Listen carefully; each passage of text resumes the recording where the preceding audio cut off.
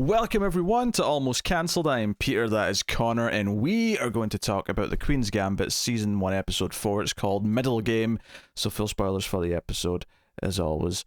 We have some obviously big life events here. It takes place pretty much right after the previous episode. We have more competitions, mostly revolving around one in Mexico, where they spend about 2/3 of the episodes, I'd say. There's a little bit of... the Russian class, a little bit of her private life kind of evolving to begin with, but we have the big event at the end, which is the death of our foster mother, Alma, which comes relatively out of nowhere, in the sense that, from a real world perspective, she had been sick, but she wasn't sick just then. She wasn't, horrifically ill. Yeah. Even, because even in this episode, she was, coughing a little bit. She had, I think she said, she's got a bit of a virus, but it didn't seem that bad. She just, went to bed a bit earlier one night and then she was fine.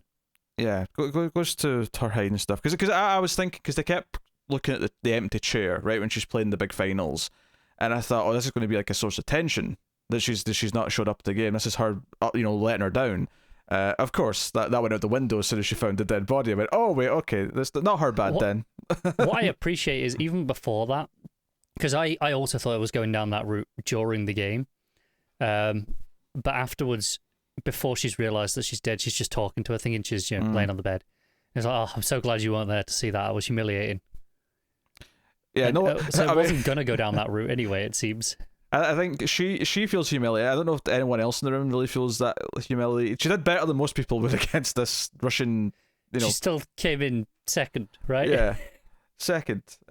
Yes, which for everyone else is absurdly impressive, just not to her. Yeah, pretty much. Well, because she faces a couple of Russians in this episode, because she faces the Russian kid, who is actually quite friendly and seems to be quite interested in being nice to her, but she's too serious. She's taking the game ultra seriously, and they have a recess. And I got from context here that the whole thing that they make her do is that she has to write down what her next move is going to be before they leave, so that he can't plan a response to a move already. But she has to have made it already, or not? No, I think what it is basically because once he ends his turn, her clock's ticking, right? And she has that amount of time to think about her next move. Yes. But if they don't write it down, she has all night to think about her next move, and that's not really fair because the clock's not running down. So she has to make her move then, write it down. Well, the reason's different, but this is exactly what I said otherwise. Yeah, but I'm pretty sure that's the reason. Well, regardless, the point is she's not allowed to have all night to... Neither one of them's allowed all night to make their move. It's just... It's her that's not allowed the time instead of him. It's the same difference. The point is they're not allowed to have this extra kind of weird time period to make a move. To plan, yeah. Yes. Admittedly, I'm sure both of them are setting up in their hotel rooms and playing out every permutation that they could go from that point forth, because why wouldn't they? But they can't make the actual next move. But anyway... but she's nice enough to him at the end, and it teases the main the Borgov, I think his name was. Borgov, yes, it teases Borgov, because at the end she's really nice to the kid, and he's like, I'm going to win championships 3 years from now, and she's like, you'll be 16, what are you going to do after that? And he doesn't understand the question. He doesn't understand that there's life beyond being the world's best chess player. This whole bit though, it comes after the way she wins is kind of by engaging in the mind games. Mm-hmm. She just kind of gets up, walks around, completely throws it off. It's very disrespectful, really, but completely throws him off the game. I think it's interesting that she tries this tactics. I mean, basically, as far as we know, this is the first time she's ever tried to pull this type of stunt to see if she can win the game with it. And I think it's interesting that she pulls this stunt on someone who is younger, someone who is where she was. I mean, obviously, he's not had the exact same sort of timeline as she has. So she was playing from a younger age than she ever was. He started playing at 4. But the idea that she's trying this in someone who's younger, who she can maybe get away with it with, and say, okay, I can take a risk on this kid. And right. And I think what's interesting to me is the bit about, what are you going to do after you win at 16 comes right after this.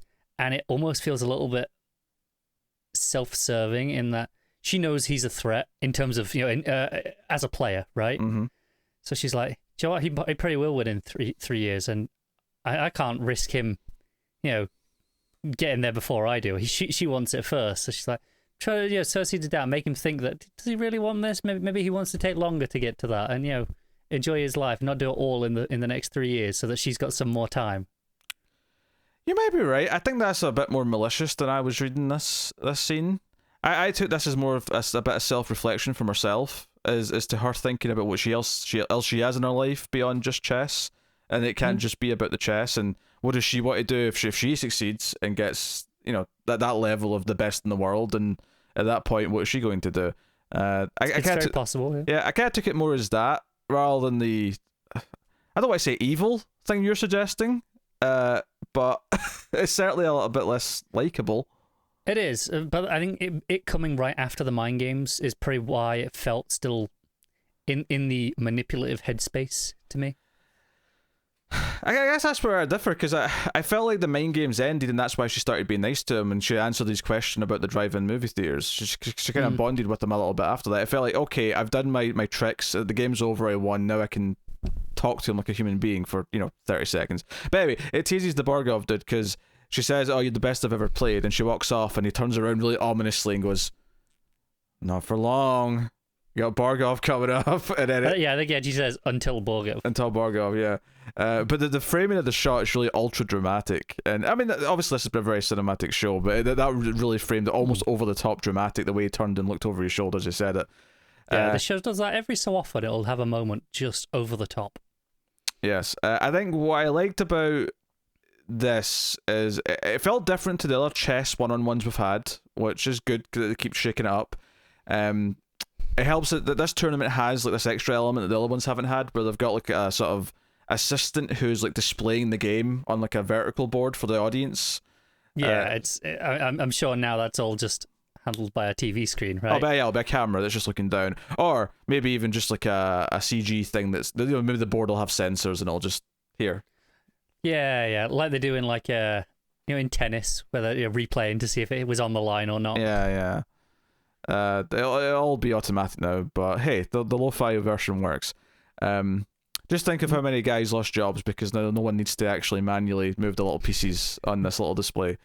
They're at work. This is important. But and ultimately she's trying her best, but she's frustrated because he's always in control of the board. He never seems nervous. The most interesting part about the whole thing, though, is probably the scene beforehand in the elevator, where they're speaking quite openly in Russian, thinking that she can't understand them. I mean, even if they even realize she's in the elevator in the first place, which I don't think they do at first, because the elevator's quite crowded. But they're speaking openly in Russian, thinking, no one other than us can understand what we're saying.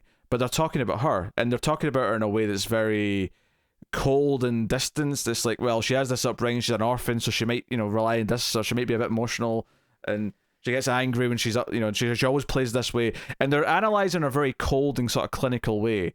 But of course it feels very mean because she's hearing them say this, and she understands them well enough now because she's been taking Russian classes.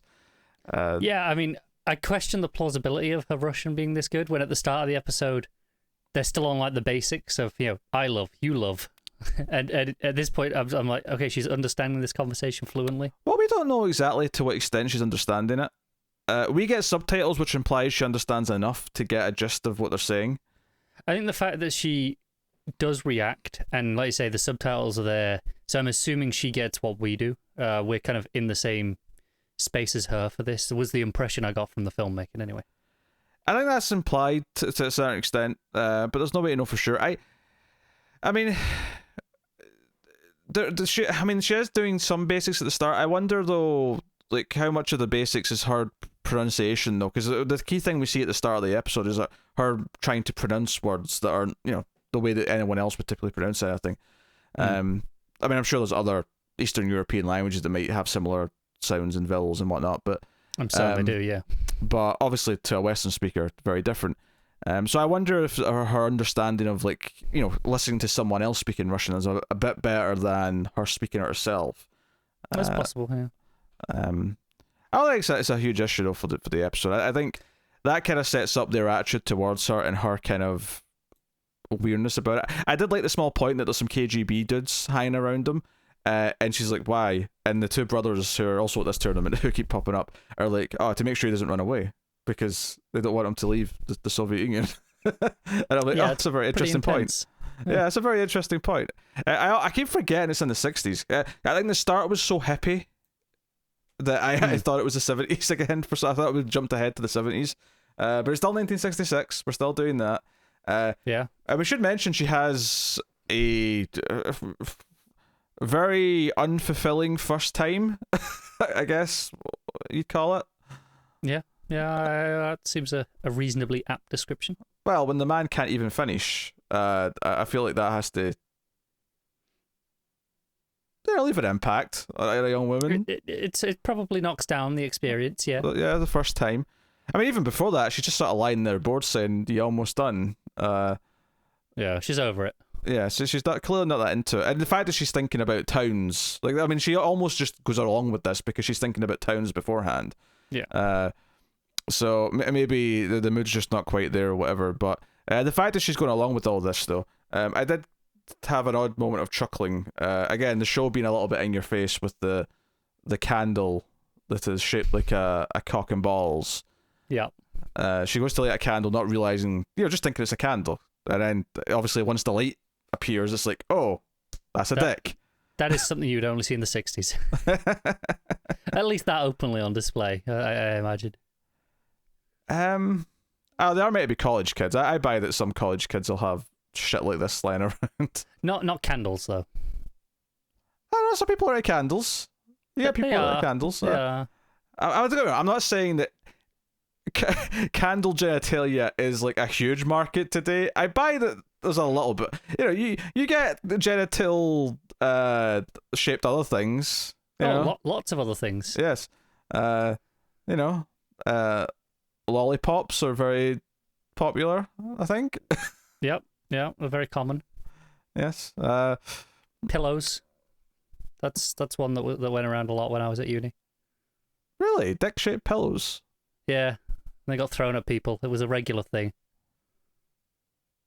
They just got bought for laughs by all sorts of people. If anything, I'd have thought a pillow shaped like a vagina would be more like comfortable.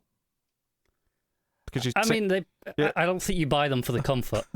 I'm just thinking it's a sort of natural place for your head to sit in. Yeah, I don't think they're bought for the comfort. I'm just saying it's a better shape. Appeal. It's a better shape for a headrest, is all I'm saying. Yeah, but there's the novelty appeal is what I think sells them more than the comfort.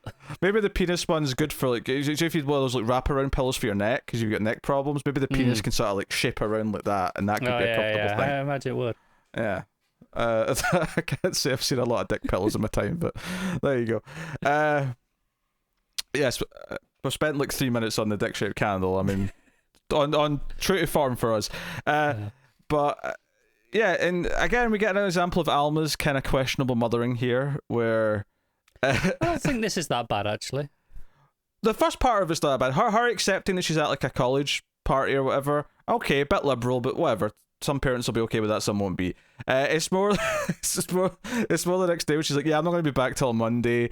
Don't worry, I promise I won't get pregnant. And she's like, okay, honey. No, I still think this is a pretty healthy attitude, if anything, because I mean, she's 17. It tells us in this episode she's 17. She's still 17. Yeah. I mean, it's not so much that I disagree with the core idea of it. It's just more that on top of the rest of her nonchalant attitude and kind of lack of interest, this doesn't feel like it comes from a place of, oh, I'm going to let her make her own choices. This comes from a place of, I'm equally not involved as I have been with everything else. In some of it, I get. This one didn't come across as that, because she is like, immediately it's like, well, be careful. It's not, which I think is much better than just saying, don't do it, because she's a 17-year-old. She wants to do it, she's going to do it, right? So this seems much healthier parenting to me. Yeah, but that's not what I'm talking about. I'm talking about her waking up and being half asleep as she accepts this call. She's not even... It's just kind of like, oh, shrug. Yeah, okay, just go. This came, again, towards me if she's too preoccupied or is too drunk to care and is just letting her grow willy-nilly, as opposed to a conscious choice of saying, no, my daughter's growing up, I'm going to let her make her own choices and mistakes and blah, blah, blah. Give her some good advice, but otherwise let her fly free. That's not what it came across to me at all. I think I would agree with you if it didn't end with the bit at the end of the call with her being like, be careful. Because that implied she was, aware of what she was saying and thinking it through. It wasn't just disregarding it. No, it implies to me that she thought of that at the last second because she went, "Oh wait, this is an important thing I should probably mention." It came across to me as very unconfident and slapdash, I suppose, as well say. But I mean, regardless, I think it just further propelled this idea of her not taking kind of any sort of grasp in her daughter's life to the point where once they get to Mexico, because she's got this Mexican pen pal, this guy that she ends up seeing for like a week, and very obsessively just ignores her daughter, that barely doesn't go to her games. All the time they seem to talk to each other is when she comes stumbling in at like 3 a.m, and maybe in the morning before she finally goes off to meet him again. There's a very kind of absent attitude. Well, it's not even an attitude. It's just an absence. It's just a straight up absence from her. Which, and dare I say that, given Beth's growing addiction problems and growing issues, that maybe a stronger parental hand is perhaps what she needed in her life. Quite possibly. Although I think it's safe to say her addiction issues, they don't come up as much in this episode. I mean, they're underlying, don't get me wrong, and because we know they're there, we can see them. But there isn't like a big moment in this episode, I don't think, where it's like she's really obviously just doing that. At least nothing that Alma could see. Well, yeah. I mean, I wouldn't say there's not a big moment in the episode, though. I mean, it literally ends with her getting pills because the prescription in Mexico. I was overlooking that point because that's a reaction, though. Up until that point, though, where we're talking about Alma's mothering, up to this point, I don't think she's that bad in that regard in this episode. It's definitely layered. I don't think it's just straight up terrible on all fronts, but I think there's enough here to still criticize and still talk about the clear mistakes she's making. And I'll put it this way: I don't think Alma is mentally capable of taking care of someone, and clearly hasn't been the entire time she's really been with Beth. She's definitely had some positive elements and influences, don't get me wrong. She's not a complete disaster of a human being, but it's very clear that her mental space is not healthy. And this episode, I mean, is it possible that she had to die if she'd actually taken care of herself and gotten things checked out? If she had maybe, once things started, maybe taken better care of her body with not just binge drinking constantly, would that have helped? Maybe it wouldn't have done, but I mean, they say they think it's hepatitis, right? And they think there is a form of that which is alcohol related, but that's a much longer process, and usually not fatal. So I'm assuming it's not that. So I don't think the alcohol actually had that much to do with it. Yeah, but this is all specifics. I'm talking about the general feeling of who she is. You can sit and nitpick the exact details of what I'm saying and how it doesn't quite line up, but what I'm talking about is who she is as a character and who she is as a character to Beth. I agree that she doesn't have the mental capacity, but I do think she's not willfully neglectful. So I think it's nuanced. I'd say in a really good way. I think that's what makes her a compelling character for the show. No, it is nuanced. I feel like you're being overly defensive about her, though, bizarrely. I just feel in this episode in particular, actually, I think.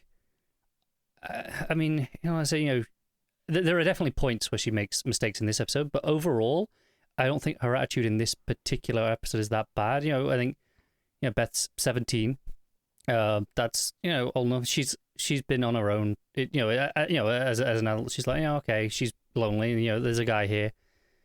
Spending a week with him, it's not that bad. I don't think. It doesn't come across that bad to me anyway. Again, it's not about what she's doing. It's just about how Alma treats it and her response to it. Fair enough. It's not about the actions themselves. So I think that's just missing the point of what I'm trying to say. I'm just trying to talk about Alma here. I'm not really talking about what Beth's doing, really. No, I'm talking about Alma's actions. Is kind of what I was on about there. And everything from Alma in this episode feels very desperate. Her clinging to this new man feels like a desperate attempt to feel whole again, something that she's not had.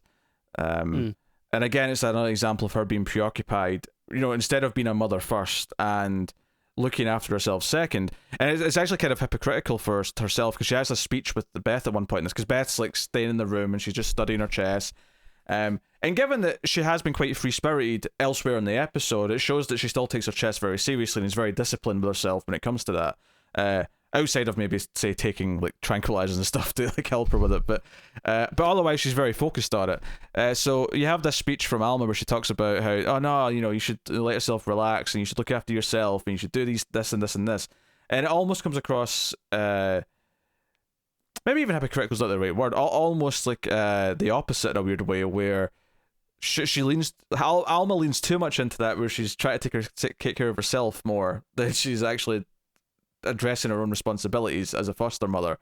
There's something there. I don't know. Perhaps I actually thought this was one of her stronger moments as a mother, though. But for me, this was quite. This felt like healthy, good advice. Like, I don't disagree. I actually think the advice itself is solid, but in the context of the episode, where she herself almost goes too far in that direction. Sure. I think I think it paints it in a certain light versus just in the scene itself where she gives the advice. Okay, sure, I get that. But I will say, I actually really like this point, that speech where he gives her, because it shows how much she does actually pay attention, even if it seems like she doesn't. Because she's like, she talks about what she's like as a player, or that she understands that she's an intuitive player, and obviously she doesn't really know that much about chess still. She's picked up bits, but it does feel like she has paid more attention to her daughter than maybe we'd been giving her credit for, and maybe even than Beth had realized up to that point. And that's probably why she actually listens, is because she puts it in this light as from someone who has been paying attention and maybe does know what that she needs at that point, which because obviously she does take the advice. It tells me she always reads about her daughter. I mean, we've seen that before, because she specifically says that other people have called you this. It's not that she really understands that she's an intuitive player, that she's read enough other people call her that, which is good. Don't get me wrong, that's still a good thing, because it means she cares enough that she's always reading about what they think of her, and she's always keeping up on it. It felt like reading to understand, just because these people can put it into terms that she can then follow, that if she just watches, she doesn't have that. It's like having a commentator on any sports game, where it's there for the lowest common denominator of the audience, so it brings everyone up to speed. It feels like that, like she reads the pieces to learn, rather than just at the start where it was just, oh look, you're being published. It doesn't feel like that anymore.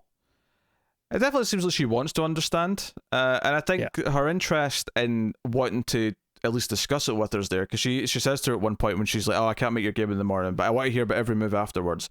Does feel very supportive and encouraging, especially since she's not going to understand most of it. She'll listen to it and she wants to hear like Beth's enthusiasm and Beth's like ups and downs from it, but she's not going to understand really what the details are. But she wants to hear about it anyway, which is very supportive and a thing. And it's probably the most raw, supportive thing with no caveats I think I heard from her in this episode. When so much of her plot otherwise is being obsessed with this man and going off, and then when the man runs away, 2/3 out of the trip, and she's kind of depressed about it. From that point on, we don't really see too much of her, other than just not showing up for the game, the finals, and ultimately turning up dead.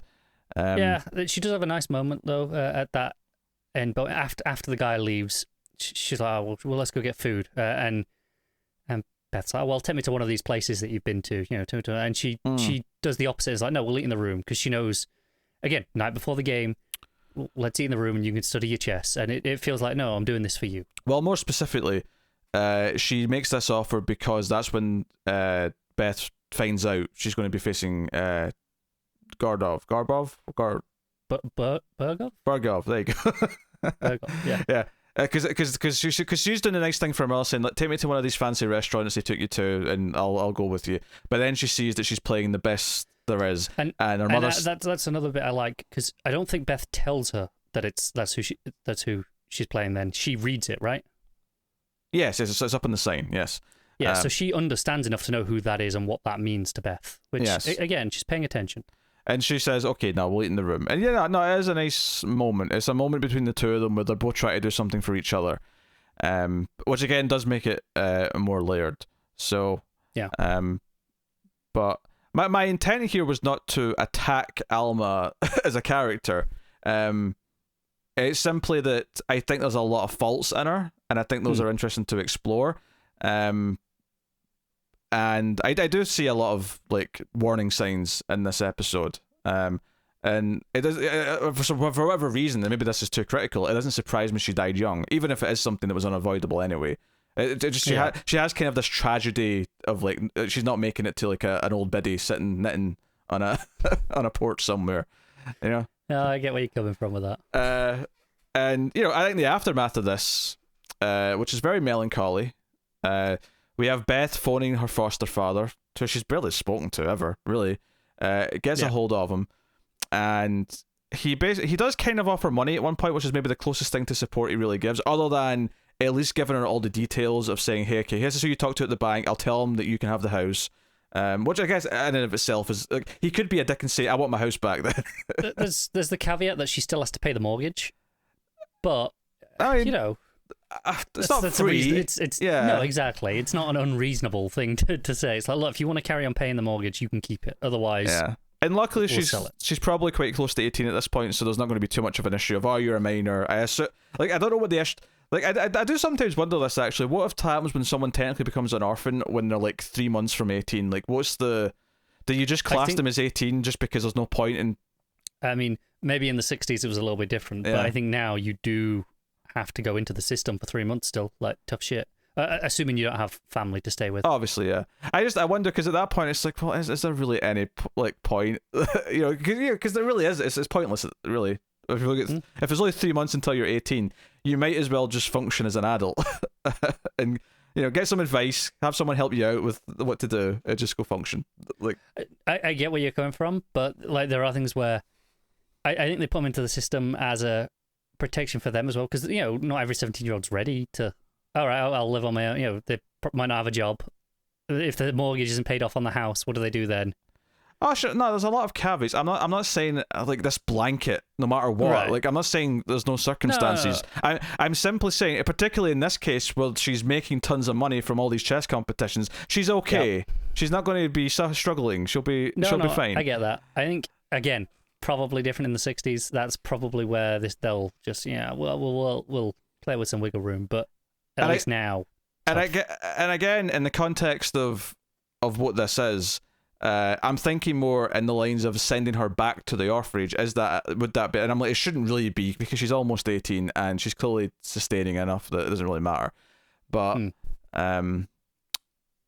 yes. So it would be interesting though if she did have to go back to the orphanage for a couple of months or whatever it was, and seeing how different that is for her. Maybe we'll start next episode with that. I don't know.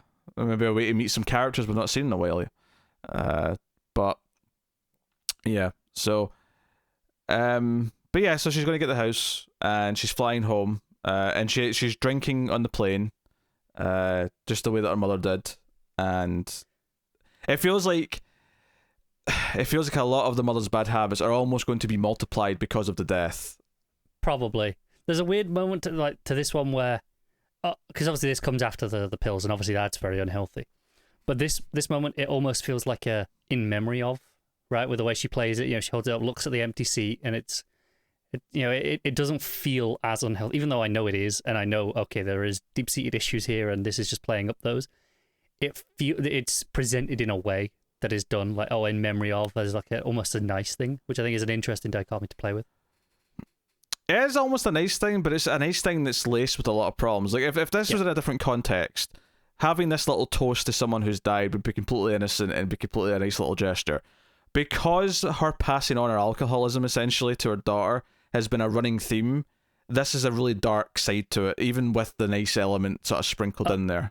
I agree, but that's why I think it's fascinating the way they filmed it, because they did film it in a way as, you know, the nice moment. But you know, as an audience, we're looking at this and going, hang on a second. The music contradicts it though, because the music the entire time in this closing is nothing but sad. It's funny, because I do actually think this is my least favourite episode so far, and I don't know if it's because it's just such a depressing one, or if it's just because, I don't know, so much of it revolved around the mother's like dating life, but this random dude was a little... Because I think it's interesting that she has her first sexual encounter, like proper sexual encounter, and then immediately is thrust into this third like wheel role in the back of the car, like hearing her mother flirt with this random dude who's been kind of sleazy and stuff. There's kind of an interesting vibe where she's almost like forced back into a childhood role, like almost immediately. Yeah. Which I think is interesting, and I don't even know what to say about it, other than I noticed it and it made me think a little bit. So It just made you aware of it. yeah. So interesting vibe. And maybe it's another example of her being thrust forward too quickly into adulthood, but also being pushed back into childhood, back and forth, and how it's not like a natural upbringing in the traditional sense. You usually have a nice timeline of events that escalate through. Sure. And I think part of it as well is, on top of that, is just she's at that age where she isn't technically an adult yet, but obviously she's old enough that she feels like she is for the most part. Yes, but that's just dumb naivete. Right, that's every 17-year-old ever, right? Yes. As someone who has been 17 and then was not 17 anymore, I can tell you that every 17-year-old who thinks they're mature, they're idiots, and they don't know the first thing about being mature. Yes, but that is also every 17-year-old, so it feels very realistic in that sense. I'm not talking realism. I'm saying that the worst, right? I'm saying that. Oh, I don't disagree with that. Teenagers are terrible. They were terrible when I was at that age, and they're terrible now. They may even be worse now. They probably are, because they have references you no longer understand, so they seem worse. I don't know. Maybe they're better. I mean, maybe I don't know. I mean, I think. Well, social media's had a lot of negative influences. I do think there's a lot of like causes and a lot of like positive things that have spread because people are sharing like, more serious subjects in a way that weren't when I was that age. I don't think I'd have had an opinion on a lot of things at 17 if you'd asked me, about very serious topics. But if you ask any 16, 17-year-old now about sexism, racism, or any other topic, I guarantee you a lot of them are going to have some opinions now. And maybe it won't be the fully formed ones that they'll have once they've had a bit more life experience, but they'll be thinking about it already, and I don't think that's a bad thing. There's a pro there to social media, I guess, in this context, being educational. Social media, ways internet, that, yeah. I mean, I think social media is specific here because you don't go looking for it, but it's just kind of there. It's ever present on it now. In the past few years, especially. And I'm sure, obviously, teenagers will have just picked up on don't that. Don't get me wrong. The idea of like social media bullying was also not a thing when I was in school, and I'm sure that's an absolute nightmare now. But so there's positives and negatives, is what I'm saying. Yeah. Social media like existed when I was in school, but it wasn't like as big. It was in its infancy. I think MySpace was like a thing in my last like year or two at school. Like this. Yeah, I had MySpace, and then I think it transitioned into early Facebook days right at the end of my school. And Facebook did technically exist. I learned from the social network that Facebook was technically around before then, but it was only universities and stuff. Yeah. But I mean, even then, like when it actually got big and overtook MySpace, because you had, what was it, Bebo before MySpace? Oh yeah, Bebo. That's right. Bebo was a thing. That's right. Yeah. But I think so. There was a growth of social mediums. So yeah, it wasn't the ever present, constant stream of opinions from strangers, which I think is the key difference. Facebook at the time, and even MySpace, it tended to be people you knew or friends of friends, whereas now Twitter is just everything. Social Medium sounds like a really crappy, light-hearted show about a psychic. I'm surprised no one's used that yet. Social Medium. To be fair, I use mediums because I was plural. She's a psychic, but she only hears like recipes from her friends that they don't want her to steal. That's a social medium.